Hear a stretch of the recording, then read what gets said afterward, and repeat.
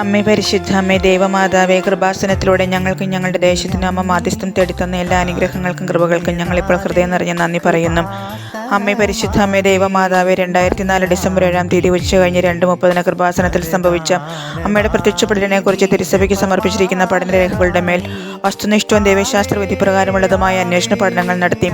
ആ പ്രത്യക്ഷപ്പെടലിലൂടെ പ്രകടമായ ദൈവമാതാവിൻ്റെ പ്രത്യേക കരുതലും സംരക്ഷണവും വെളിപ്പെടുത്തുന്ന പീഡിതരുടെ ആശ്വാസവും പ്രവാചകരുടെ രാജ്ഞിയും വാഗ്ദാനത്തിൻ്റെ പേടകവും പ്രപഞ്ചപ്രകൃതിയുടെ മാതാവുമായി പരിശുദ്ധ അമ്മയുടെ ഭക്തി തിരുസഭയിൽ കൂടുതൽ പ്രചരിച്ച് ജീവിതത്തിൻ്റെ ദുരന്താവസ്ഥകളിൽ അകപ്പെട്ട് കഴിയുന്ന അനേകായിരം മക്കൾക്ക് ദൈവത്തിൻ്റെ സാന്നിധ്യവും സന്ധിപ്പും കൂടുതൽ അനുഭവിക്കുക വഴി ആത്മീയ വിശുദ്ധിയും ദൈവശക്തിയും കൈവരിക്കുവാൻ ഞങ്ങളുടെ കുടുംബങ്ങളെ ഇടയാക്കണമേ.